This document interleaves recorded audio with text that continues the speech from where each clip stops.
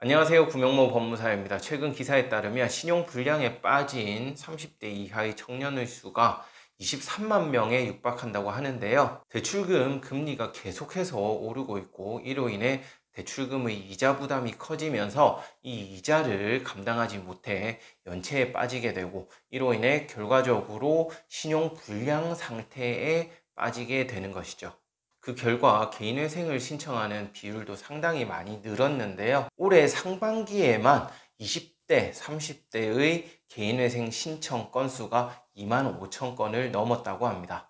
그리고 온라인에는 각종 카드깡을 어떻게 하면 잘할 수 있는지 이러한 팁을 공유한다고 하는데 이 카드깡은 엄연히 불법행위거든요. 따라서 카드깡은 절대 해서는 안 됩니다. 그리고 개인회생을 했을 때도 카드깡을 한 기록이 있으면 개인회생에서 불리하게 작용할 수 있거든요. 이번 시간에는 이 카드깡을 하면 왜 안 되는지 그리고 개인회생을 했을 때 어떤 영향이 있는지 설명드리겠습니다.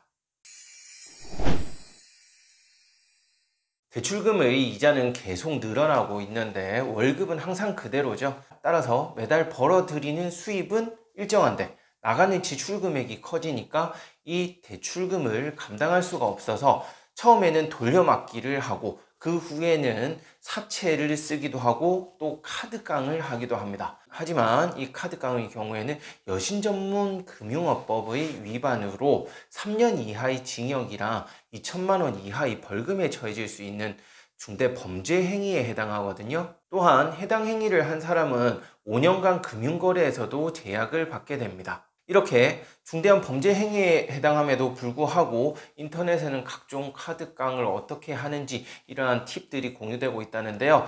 절대 카드깡을 해서는 안 됩니다. 카드깡 해서 걸리게 되면 형사처벌을 받을 뿐만 아니라 형사처벌을 받은 이후에는 개인회생을 한다 하더라도 상당한 불이익을 받을 수 있거든요. 그러니까 본인이 채무가 많아서 현재 어려운 상태에 처해 있다. 그러면 우선 개인회생이나 신용회복위원회에 개인 워크아웃 상담을 꼭 받아보세요.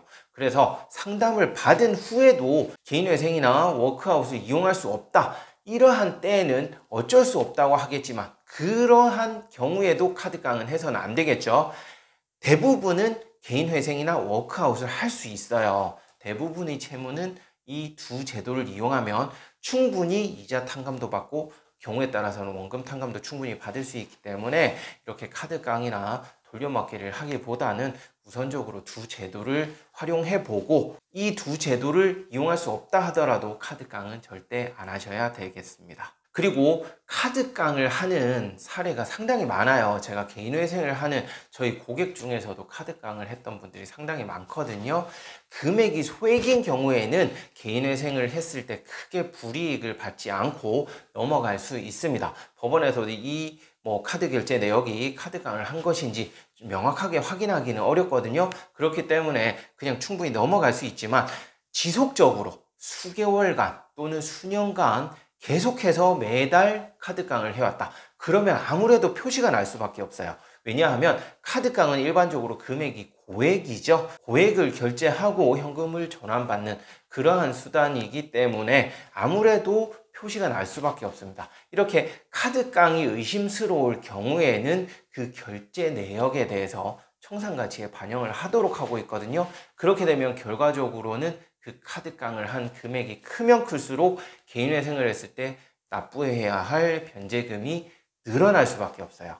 이렇듯 카드깡을 했을 때는 첫 번째 형사처벌 대상이 될 수 있고 두 번째는 개인회생을 한다 하더라도 변제금이 늘어날 수 있는 그러한 불이익을 받을 수 있기 때문에 절대 카드깡은 하지 마시고 혹시라도 현재 더 이상 대출금 이자를 감당할 수 없는 상황이다. 그러면 꼭 개인회생 또는 개인 워크아웃을 미리 알아보시기 바랍니다.